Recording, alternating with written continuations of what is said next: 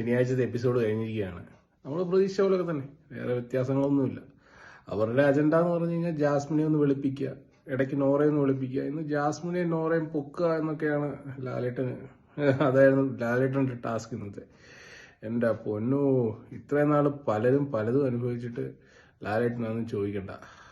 പ്രേക്ഷകർ എന്ന് പറഞ്ഞ് പ്രേക്ഷകരെ ഉണ്ടായിക്കൊണ്ടാണ് ലാലേട്ടൻ പലതും ചെയ്യുന്നത്. വല്ലാത്ത ചതിയാണിത്. പിന്നെ ജാസ്മിനൊക്കെ ജയിലിലോട്ട് പോയപ്പോഴത്തേക്ക് ലാലേട്ടനെ നെഞ്ചി കൊണ്ടത് എന്ത് ലാലേട്ടൻ സഹിക്കാൻ പറ്റുന്നില്ല. എൻ്റെ പൊന്നോ, പലരും ജയിലിൽ പോയി, വേണ്ട അവര് പോകണ്ടാത്ത സിറ്റുവേഷനിൽ പോയിട്ടുണ്ട് പലരും. അപ്പോഴൊന്നും ചോദിക്കണ്ട.